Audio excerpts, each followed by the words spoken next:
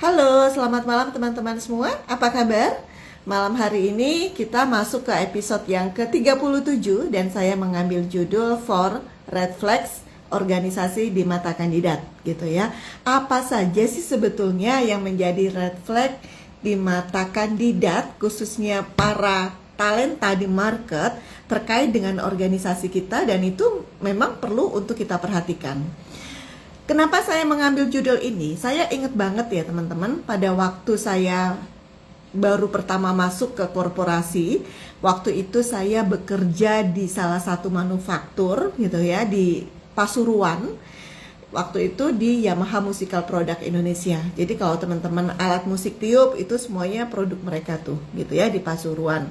Nah, waktu itu salah satu supervisornya mengatakan ke saya gitu, Firly, mungkin kamu masih muda gitu ya. Untuk anak-anak yang masih muda, ketika ditanya apa yang menjadi hal yang menarik di dalam perusahaan, itu tentunya adalah money atau gaji gitu kan. Iya dong gitu ya, kalau anak fresh graduate carinya adalah gajinya berapa sih gitu ya. Karena tujuan kita bukan hanya money tetapi juga pengalaman kerja. Atau bahkan kalau zaman saya dulu, udahlah gajinya juga nggak tinggi-tinggi banget, nggak apa-apa, yang penting saya dapat pengalaman kerja yang bisa mendongkrak CV saya gitu. Nah, waktu itu senior saya mengatakan seperti itu. Mungkin kamu masih muda ya, jadi kamu nyarinya adalah yang gajinya gede, yang pengalaman, bisa memberikan kamu pengalaman yang bagus. Nah, kalau di umur saya gitu ya, dan akan tiba saatnya kamu sama seperti saya, itu kami nyarinya adalah manajemennya. Ini manajemennya sehat atau enggak? Ini pengelolaan people-nya bagus atau enggak? Kalau kamu sudah di umur saya, Firly, kamu akan tiba di mindset seperti itu. Itu saya inget banget sampai detik ini gitu ya. Senior saya namanya Mbak Yayu mengatakan seperti itu ke saya. Itulah kenapa saya mengambil ini gitu kan. Karena hari ini kalau kita googling, sebetulnya permasalahan HR yang sangat yang menjadi salah satunya ya, top 3-nya itu apa? Salah satunya adalah kita bicara turnover dan betapa sulitnya kita mendapatkan kandidat yang tepat. Zaman dulu aja, zaman saya masih di, gak dulu banget ya, maksudnya zaman saya masih di korporasi, itu saya selalu mengatakan proses rekrutmen itu seperti kita masuk ke dalam terowongan tak berujung gitu ya. Apa maksudnya? Karena untuk mendapatkan orang yang tepat, kadang-kadang kita mengatakan sudah oke, usernya mengatakan tidak gitu ya. Kadang-kadang secara kompetensi, secara hasil assessment segala macam, oh ini oke banget, keren banget gitu. Tapi begitu masuk ke user, di mana user itu menjadi memberikan kontribusi atau persentase terbesar bagi pengambilan keputusan, maka kemudian usernya like dislike, subjektif, atau dia ragu-ragu gitu, langsung mengatakan, Firly ganti deh, cari deh kandidat yang lain. Dan itu yang terjadi, sehingga saya selalu mengatakan mencari talent di market itu tidak mudah gitu ya. Nah, ini yang harus kita perhatikan sebagai pengelola HR, pengelola SDM di organisasi ya. Nah, berangkat dari situ gitu ya. Nah, kalau kita lihat sekarang, kenapa turnover itu cukup tinggi gitu. Kalau teman-teman googling, risetnya itu cukup tinggi. Itu karena sekarang ini para talent sudah sangat memperhatikan yang namanya employer branding gitu ya. Mereka sangat memperhatikan terkait dengan sistem manajemen. Bagaimana sistem manajemen? Kalau zaman dulu belum ada tuh gitu ya. Hari ini yang namanya anak-anak millennials, yang namanya anak Gen Z pun gitu ya, bukan hanya di level atas tetapi di semua level, ketika kita menjadi talent, ketika kita tahu bahwa kita bisa menjual sesuatu kepada korporasi, maka kita akan bertanya, di sana saya hidup atau enggak? Saya bisa berprestasi atau enggak? Di setiap saya presentasi hasil asesmen kompetensi gitu ya. Kalau saya melakukan asesmen kompetensi, saya kan harus diskusi sangat dalam dengan user. Saya selalu mengatakan begini, kalau kandidat ini Bapak ambil dari perusahaan sebelumnya itu dia dianggap sebagai star, Begitu dia masuk ke perusahaan ini, apakah kandidat star di tempat lain itu sudah pasti akan menjadi star di perusahaan ini? Jawaban saya adalah belum tentu, gitu ya. Karena ada variabel lingkungan. Ada variabel lingkungan yang bisa membuat star ini tidak memunculkan starnya. Yang bisa membuat talent ini malas dia untuk kelihatan, gitu ya, untuk menonjolkan kemampuannya, bukan menonjolkan diri dalam arti negatif, tetapi dalam menunjukkan, memberikan kontribusi yang sebesar-besarnya. Dia merasa ngapain, buat apa, gitu ya. Belum tentu loh atasan saya suka kalau saya menunjukkan kapabilitas saya, gitu kan. Jadi banyak variabel di dalam organisasi untuk memastikan bahwa kalau kita merekrut talent dan dia memang bagus, gitu ya, belum tentu di perusahaan baru itu dia bisa memunculkan itu, gitu ya. Nah, variabel-variabel yang menghambat itulah yang sebetulnya menjadi ranahnya orang HR, gitu ya. Ranahnya orang HR untuk mengelola variabel-variabel, gitu, yang ada di dalam perusahaan untuk memastikan agar perusahaan itu menjadi tempat yang kondusif bagi para talent untuk memberikan kontribusinya yang terbaik, untuk memberikan kontribusi terbaiknya, gitu ya. Sekali lagi, kita orang HR yang harus meng-create sistem di organisasi untuk memastikan bahwa talent yang kita rekrut itu memang akan mampu, akan mungkin untuk memunculkan potensinya yang terbaik, gitu ya, kapabilitas kompetensinya yang terbaik, ya. Itulah kenapa yang namanya red flag ini menjadi hal yang patut kita perhatikan. Nah, oke, ini hasil riset. Hasil riset dari Gallup dan Deloitte itu 71% Gen Z dan millennials itu mereka lebih memilih organisasi dengan culture yang sehat dibandingkan gaji yang tinggi, gitu ya. Itu bukan berarti kemudian mereka ya udah gajinya sedikit nggak apa-apa, yang penting culture-nya sehat. Bukan berarti seperti itu juga, gitu ya. Apalagi millennials hari ini dituntut oleh kebutuhan yang sangat tinggi karena mereka punya family yang harus membutuhkan biaya hidup yang cukup tinggi, gitu ya, sedang membangun family. Nah, kemudian jadi kalau misalnya ya perusahaan A dan perusahaan B sama-sama ngasih, let's say ngasihnya 30 juta misalnya, gitu ya, take home-nya 30 juta, pokoknya dihitunglah bonus bla bla bla bla, semua sama 30 juta. Yang satu itu perusahaan yang lingkungannya cukup nyaman, sementara yang kedua itu tidak nyaman, dia akan memilih itu. Atau kalau mungkin beda-beda dikit, gitu ya, perusahaan yang nyaman banget tetapi gajinya selisihnya nggak terlalu signifikan, gitu ya, dia akan memilih perusahaan yang nyaman banget itu. 71% loh teman-teman, itu bukan angka yang kecil. 71% itu bukan angka yang kecil. Kemudian hasil riset juga di sini 70% talent yang resign dari korporasi, dari perusahaan itu bukan karena beban kerja, tetapi karena atasan dan karena lingkungan kerja yang toksik. Jadi kalau di perusahaan kita hari ini ada talent yang resign, maka segera lakukan exit interview. Karena hasil riset mengatakan 70% karena mereka keluar karena atasannya.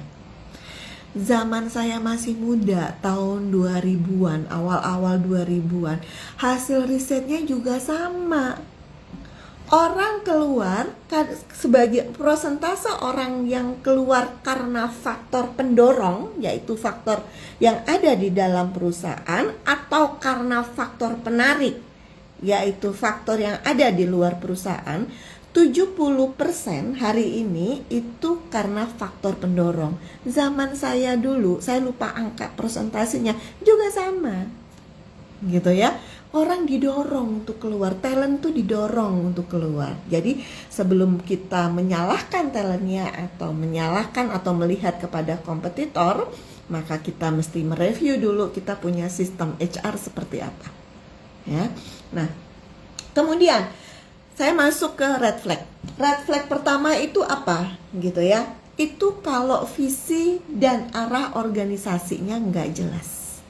Ini di dalam hampir di banyak episode Leadership Gen Z Talk yang saya lakukan, itu saya selalu mengatakan, ketika kita bicara visi misi, itu indah banget. Ada di website, keren banget visi misinya. Ada di dinding-dinding meeting room, di dinding-dinding kantor kita yang mewah, visi. Kemudian misi kita adalah misi organisasi, visi organisasi diberi lampu sorot sehingga eye catching sekali, kita langsung membaca, visinya keren banget ya, misinya keren banget ya. Gitu ya. Tetapi begitu HR-nya di dalam proses interview tidak menggambarkan atau tidak mengkomunikasikan, atau ketika ditanya oleh kandidat talent itu dia tidak bisa menjawab, maka itu red flag yang pertama. Gitu ya. Itu red flag yang pertama. Nah, pertanyaan apa sih yang biasanya muncul dari kandidat gitu ya terkait dengan visi misi perusahaan? Misalnya dia nanya, "Bu, ini ya visi misi perusahaan. Ini itu maksudnya apa ya?" Orang yang paham betul visi misi perusahaan, dia bisa mengkomunikasikan itu dengan bahasa dia, bukan dengan membaca. Saya tuh paling sebel kalau ada orang ketika ditanya ini maksudnya apa terus dia membaca. Bukan itu gitu ya. Kamu harus paham filosofinya. Nah, pertanyaan-pertanyaan yang biasanya dimunculkan oleh kandidat talent gitu ya. Kalau kandidat kan nggak semuanya talent ya gitu ya. Kandidat talent itu, ini perusahaan kira-kira nanti gambaran kedepannya seperti apa ya? Itu pertanyaan. Kalau kandidat kita cerdas, dia akan memunculkan itu. Ini nanti 3 tahun lagi kira-kira perusahaan seperti apa ya? Gitu. Kalau HR-nya ya sudahlah, yang penting kerja dulu deh. Keberhasilan perusahaan 3 tahun ke depan tergantung kepada kontribusi dari karyawannya termasuk Anda. Itu jawaban diplomatis gitu ya. Tapi bukan itu yang dicari oleh talent. Kandidat talent itu sangat kritis. Sehingga kalau kita memberikan jawaban yang letter luck dengan definisi gitu ya, dan kita tidak memberikan gambaran perusahaan ini tahun depan ngapain, 2 tahun ke depan ngapain, 3 tahun ke depan akan menjadi seperti apa, kita akan dinilai red flag. Atau bisa juga kandidat akan menanyakan, ini bisnisnya apa ya? Ini bisnisnya apa ya? Saya bisa aja, saya jualan, misalnya saya jualan roti. Saya bisa aja tuh jualan mobil. Gitu ya. Kalau di perusahaan saya, tempat saya bekerja dulu, kami jualan truk heavy equipment untuk tambang. Gitu ya. Di kategori 5. Jadi tuh yang kayak Freeport, tambang-tambang tuh truknya kami gitu ya yang jual. Pertanyaannya, apakah bisnis kami jualan truk? Kandidat yang cerdas akan bertanya ke HR, ini bisnisnya apa ya? Kembali kepada waktu saya jadi HR di korporasi, kami itu tidak jualan truk. Apakah SBG yang cantik-cantik dan seksi itu yang kemudian bisa mendatangkan revenue? Bisa mendatangkan revenue buat perusahaan. Kan kalau mau pameran, mau apa itu kan SPG-nya cantik-cantik, seksi-seksi tuh, gitu ya. Jawabannya tidak. SPG yang cantik-cantik dan seksi itu untuk industri yang seperti kami dulu, itu adalah untuk new customer. Ketika kita bicara new customer, berapa sih pebisnis di tambang, prosentasenya pemain baru di tambang, bisa dihitung dengan jari. Pemain baru di tambang, gitu ya. Jadi kami itu jualannya apa, gitu ya. Kalau pada saat itu kan saya bertemu dengan kandidat yang cerdas dan dia bertanya, "Bu Firly, ini bisnisnya apa?" Saya akan jawab, ini adalah bisnis after sales untuk mendukung, mensupport bisnis tambang. Karena yang kami jual itu adalah keahlian atau kompetensi teknisi dan ketersediaan spare part. Kenapa logikanya seperti itu? Saya jualannya itu sebenarnya bukan jualan mobil new car, new heavy equipment itu, bukan gitu ya. Tetapi kami jualannya adalah teknisinya dan spare partnya. Itu kenapa pada waktu itu saya membangun learning center, training center di Cikupa waktu itu. Kami sewa 3 ruko dijadiin satu dan bangunlah mulai merintis. Gitu ya. Kenapa? Karena bisnis kami, saya sebut bahwa bisnis kami adalah jualan after sales. Karena di lapak kan truknya bukan truk yang bukan kendaraan otomotifnya untuk bisnis ya, gitu ya, bukan untuk lifestyle. Ketika untuk bisnis, ketika truk itu punya masalah, ketika truk itu rusak dan sebagainya, itu pasti langsung berdampak langsung kepada bisnisnya customer. Berdampak langsung. Jadi memastikan bahwa teknisi kami itu oke, terstandarisasi, memastikan bahwa spare partnya oke, sebetulnya itu.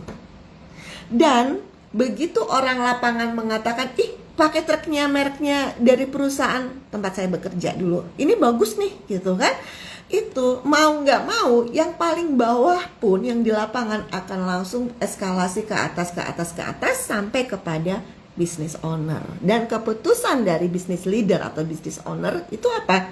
Ya udah itu beli lagi. Karena apa? Yang dipikirin ujung-ujungnya adalah bisnis. Pemahaman kita, balik lagi ke interview red flag ya, pemahaman kita sebagai orang HR bahwa bisnis perusahaan kita ini apa, itu mesti clear. Saya pernah membaca, ini udah lama banget ya teman-teman, mungkin hari ini masih relevan, mungkin tidak. Saya sebut aja, mohon maaf kalau saya salah gitu ya teman-teman, harus melakukan riset juga kalau apa yang saya informasikan ini salah gitu ya. Tetapi ini analoginya seperti salah satu toko roti, toko roti terkenal yang ada kincir anginnya. Waktu itu kalau kita tanya produk dari toko itu dari waktu ke waktu, itu apakah dia menekankan kepada inovasi secepat dengan merek-merek, dengan brand-brand lain? Kan segmen marketnya itu ibu-ibu ya. Kalau toko itu mungkin kalau anak-anak millennials atau Gen Z senangnya belanja di toko roti yang dipopulerkan oleh influencer gitu kan. Nah, toko roti itu yang pertama tadi saya sebut, pertanyaannya apakah gitu ya toko roti ini bisnisnya roti? Saya pernah berdiskusi cukup lama gitu ya dengan salah satu rekan saya gitu ya. Itu kami berkesimpulan dan dia mendapatkan informasi juga gitu ya. Ternyata toko roti itu kan dia tidak franchise. Toko roti itu sebetulnya adalah bisnisnya properti atau tanah. Roti, jualan roti yang ada di atas tanah itu adalah hanya untuk menghidupkan, untuk ada aktivitas. Tetapi sebetulnya investasinya adalah di land, di tanah. Nah, kita orang HR mesti pintar untuk paham ini bisnisnya apa. Kalau ada teman-teman Gen Z yang menyimak ini, pemahaman kita terhadap bisnis nggak bisa nak. Kita tuh dapetin hanya 2-3 bulan atau 6 bulan kita kerja nak. Ya, kita pemahaman kita bisnisnya apa, itu paling tidak, itu kita bekerja let's say rata-rata average, kita paham betul bisnis proses dari depan ke belakang dan kita bisnisnya apa, itu paling tidak kita butuh waktu 2 tahun. Gitu ya, jadi jangan cepet-cepet loncat dulu gitu. Kalau ada teman-teman Gen Z yang menyimak video ini ya. Baik. Itu yang pertama, red flag, visi dan arah organisasi. Ini organisasi bisnisnya apa. Kemudian red flag yang kedua, yang tadi sempat saya singgung, yang namanya atasan, gitu ya. Yang namanya atasan. Atasan itu hari ini tuntutan dari talent, gitu. Kalau zaman kita, saya sering bilang zaman kita dapat atasan yang toksik, yang apapun gitu, mungkin kita masih ya udahlah ya gitu ya, yang penting kita dapat ilmu. Kalau saya pada zaman dulu gitu ya, saya kalau kerja ya udahlah ya, dapat atasan yang ABS ya, gue nggak penting lah gitu ya, gue nggak penting tampil di stage, yang penting adalah gue dapat ilmunya. Karena waktu itu saya punya goal memang, ini adalah profesi saya hari ini adalah dream saya dari muda gitu ya. Nah, atasan hari ini tuntutannya atasan itu adalah melakukan coaching. Walaupun tidak semua harus di coaching loh, bisa di coaching. Bukan berarti tidak bisa di coaching gitu ya, semua bisa di coaching. Tetapi ada kalanya kita, kalau teman-teman paham teori situational leadership gitu, kapan kita coaching, kapan kita mentoring, kapan kita mesti cepet gitu ya. Itu konsep situational leadership gitu ya. Tetapi hari ini banyak, karena begitu pengetahuan itu sangat mudah didapat gitu ya, dan gratis. Pengetahuan sangat mudah diakses, skill bisa diasah, yang maka hari ini prosentase terbesar semua menuntut leader itu bisa melakukan coaching. Coachingnya yang benar-benar coaching gitu. Karena apa? Karena gitu ya, saya pernah mendapatkan bukan curhatan ya, ya teman saya sesama coach waktu itu, beliau udah senior banget, saya nggak sebut nama ya, udah senior banget, namanya sudah legend di Indonesia tuh udah legend banget. Terus beliau melakukan coaching kepada sejumlah bisnis leader di korporasi besar gitu ya, korporasi besar di sekitar Monas. Nah, kebetulan salah satu bisnis leader yang di coaching itu adalah teman saya sesama coach juga. Waktu itu kita ngambil sertifikasi bareng gitu ya, roommate gitu. Jadi saya lumayan dekat gitu ya selama sekian hari. Nah, saya nanya gitu, gimana sih pengalaman di coaching gitu ya sama beliau yang sudah legend banget gitu kan. Firly, ujung-ujungnya itu mentoring gitu kan. Oh, oke. Iya, karena kan kita mesti buru-buru untuk achieve KPI ya gitu ya. Jadi ujung-ujungnya mentoring. Jadi teman-teman leader di organisasi mesti harus canggih gitu ya. Kapan harus melakukan coaching, kapan melakukan mentoring, dan kapan melakukan intervensi yang lain gitu ya, dalam membangun atau mengembangkan kompetensi para talent kita di organisasi. Itu red flag yang kedua. Red flag ketiga yang sangat diperhatikan oleh talent gitu ya di market itu adalah kita bicara culture toxic. Budaya yang toksik. On paper tidak ada satupun narasi yang tidak indah gitu ya. On paper tidak ada satupun narasi organisasi yang tidak indah. Ketika kita bicara culture, kita harus punya integritas. Saya pernah punya klien, waktu itu proyeknya bukan itu, gitu ya, bukan masalah budaya. Proyeknya waktu itu adalah kompetensi. Saya membangun kompetensi di korporasi itu. Singkat cerita, waktu itu dia bicara ada kasus, ada activity fraud yang dilakukan oleh klien saya ini, gitu ya.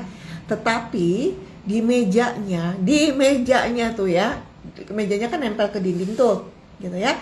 Dan bersandarlah di dinding, di atas mejanya dia poster yang sangat besar. Dan narasi di poster itu adalah integrity is number one. Integrity is number one. Jadi ketika kita bicara nilai-nilai atau budaya organisasi, jangan melihat kepada narasi on paper. Tapi tanyakan kepada pengalaman atau rasa yang dialami karyawan di organisasi itu. Karena budaya itu bukan on paper. Saya mungkin pernah cerita, ketemu korporasi besar, gitu ya. Dia sangat membanggakan hasil audit budayanya ke saya. HR-nya yang membanggakan. Lihat Bu, angka-angkanya bagus semua. Gitu ya, waktu itu kalau nggak salah budaya 5R. Keren Bu, kami sudah menerapkan 5R bla bla bla bla bla. Padahal saya ketemu sama HR-nya itu setelah saya keliling pabrik dan 5R-nya amburadul, fraud-nya di mana-mana.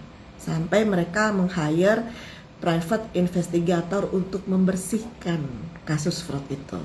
Jadi jangan lihat di atas kertas, tetapi lihatlah kepada apa yang dirasakan, satu. Kemudian lihatlah kepada bagaimana keputusan-keputusan yang diambil oleh leader. Apakah keputusannya itu berpihak? Apakah keputusannya itu adil? Gitu ya. Apa keputusannya? Keputusan-keputusan itu yang mengejawantah sebetulnya. Keputusan-keputusan itu yang menjadi culture, gitu ya. Kemudian lihat dari apa? Dari sikap perilaku sehari-hari. Kalau dia mengatakan bahwa perusahaan ini punya culture bahwa inovasi itu penting, gitu ya, adil atau empowerment, tapi faktanya dalam keseharian, gitu ya, orang mau menyampaikan ide itu dianggap sebagai ancaman. Atasan merasa risih kalau punya anak buah yang pintar, gitu kan? Itu culture, gitu ya. Ini sorry ya, ini DJI-nya kok repot ya. Sorry ya teman-teman, agak goyang. Nah, itu red flag yang ketiga. Nah, red flag yang keempat, itu kita bicara proses rekrutmen yang tidak serius. Tidak serius dan tidak respect.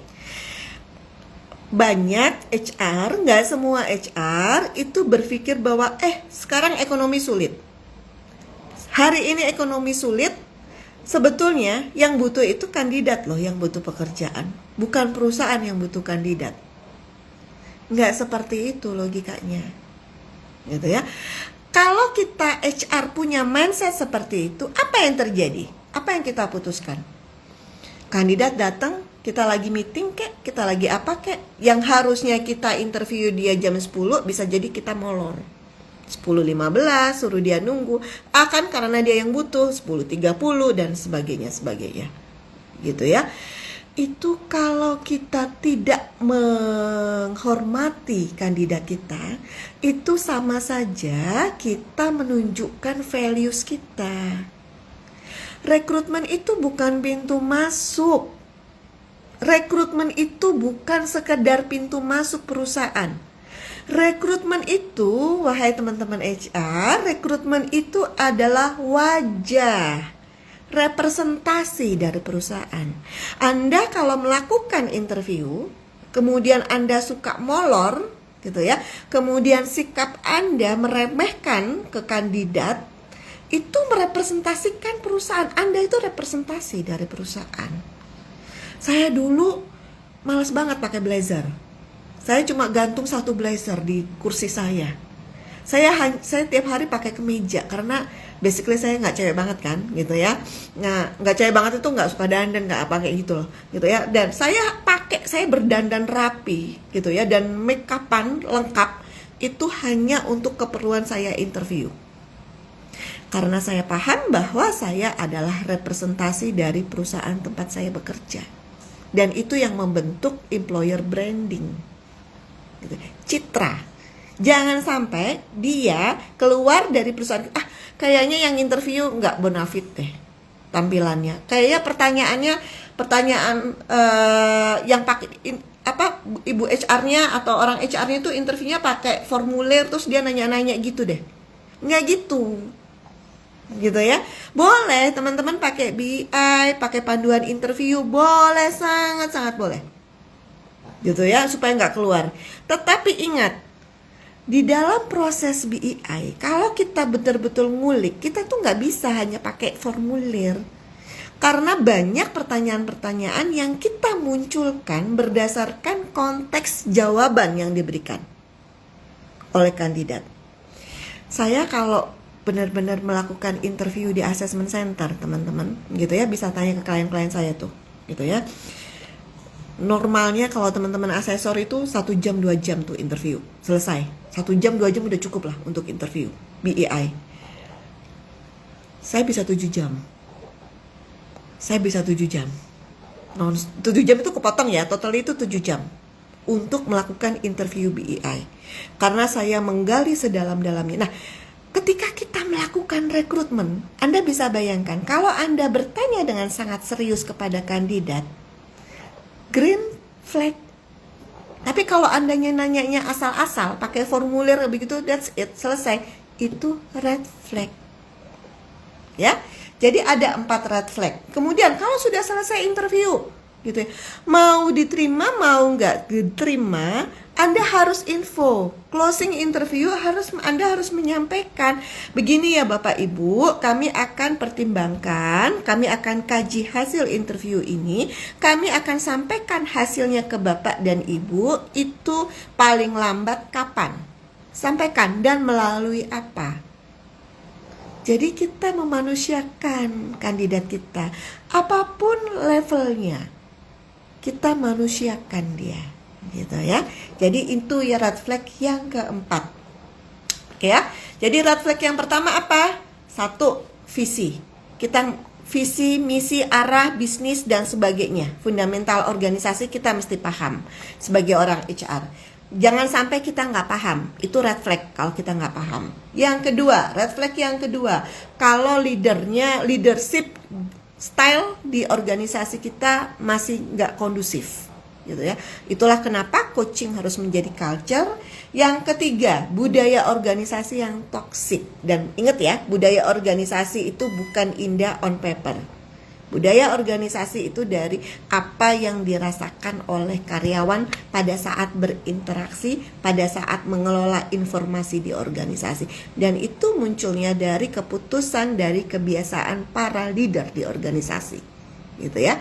Yang keempat adalah terkait dengan proses rekrutmen. Itu yang menjadi 4 red flag kita. So, kita sebagai orang HR, kita mesti ngapain nih ya, gitu ya. Kita sebagai orang HR, 1 yang jelas ya, ketika kita bicara visi, arah organisasi dan bisnis, kita mesti paham itu, gitu ya. HR mesti cerdas, gitu ya. Kemudian yang kedua, terkait dengan leader, edukasi leaders. Edukasi, hari gini ekonomi sulit Bu Firly, kita mau minta budget training leadership susah bla bla bla bla. Mengedukasi itu paling efektif kalau kita orang HR one by one dialog, one by one melakukan coaching, mengempower para leader kita. Itu jauh lebih efektif dibandingkan kita menggunakan training, gitu ya, one by one. Itu yang kedua. Yang ketiga, terkait dengan budaya, gitu ya. Budaya itu kita mesti ngapain? Sistem ODI bangun. Sistem ODI bangun. Karena ODI itu mau nggak mau, suka nggak suka, kita bicara itu akan membentuk budaya. Itu akan membentuk environment, gitu ya. Bu Firly nggak punya budget karena ODI itu mahal konsultannya. Anda bisa belajar sendiri, Anda bisa create sendiri, Anda bisa melakukan mulai dari entitas yang kecil, melakukan pilot project. Nggak ada istilah apa-apa itu mesti nunggu, apa-apa mesti punya duit, nggak ada istilah. Kalau Anda masih nunggu biaya, budget dan sebagainya, dan Anda baru mengatakan bahwa saya akan create sistem HR pengelolaan people yang bagus di organisasi, kalau saya, nah udah kalau berarti belum pernah kerja yang bener tuh, gitu ya, sorry ya, gitu ya. Kalau masih nunggu, kalau pakai syarat, mau melakukan perubahan kok pakai syarat. Melakukan perubahan itu kerjain. Ya, kerjain. Bu Firly ngomongnya enak banget. Oh, saya ngerjain ya, gitu ya. Saya sendiri ngerjain, gitu ya. Jadi kalau saya ngomong itu berarti sudah pernah saya kerjain, gitu ya. Nah, kemudian terkait dengan rekrutmen, be nice, be polite, respect dengan kandidat kita, karena semua itu akan membentuk employer branding. Dan biarlah daripada kita ngiklan-ngiklan, biarlah para kandidat itu yang menyuarakan, yang curhat ke medsos betapa baiknya kita, betapa bagusnya pengelolaan rekrutmen kita, betapa kita sebagai orang HR itu juga jago dalam melakukan interview. Biarlah kandidat yang menyuarakan, biarlah kandidat yang sudah bertemu dengan kita yang menjadi influencer di media sosial, sehingga itu bisa menaikkan value kita. Itu saja dari saya teman-teman, 4 red flag dan 4 solusi yang harus dilakukan oleh kita sebagai orang HR. Terima kasih banyak sudah hadir pada malam hari ini, dan kita ketemu lagi di episode yang ke-38 hari Senin besok. Kalau ada pertanyaan nggak dari teman-teman? Kalau ada pertanyaan silakan tulis di komen ya. Oke, kalau nggak ada, saya izin tutup. Seperti biasa, rekamannya langsung saya upload. Terima kasih banyak. Kita akan ketemu hari Senin besok. Dan kalau ada ide atau usulan judul yang Bu Firly ini relate banget loh. Hari ini kan yang lagi relate itu yang program pemagangan tuh, gitu ya. Program pemagangan untuk fresh graduate, pemerintah kan udah buka tuh, gitu ya. Nah, itu apa nih, gitu ya? Judul yang relevan, yang relate dengan itu. Kalau di saya sih mikirnya pasti terkait dengan dinamika sosial karena ada anak baru, gitu ya. Anak-anak magang itu apa yang terjadi dengan dinamika sosial yang muncul yang harus dikelola oleh orang HR. Mungkin itu yang bisa menjadi judul kita hari Senin besok ya. Terima kasih banyak teman-teman sudah hadir pada malam hari ini, dan selamat menikmati rekamannya. Kalau mau melihat-lihat lagi, gitu ya. Terima kasih dan selamat malam. Saya undur diri dan saya izin untuk close ya. Ini tangan kiri pegangin handphone biar nggak goyang, gitu ya. Terima kasih banyak. Selamat malam. Sampai ketemu. Dadah.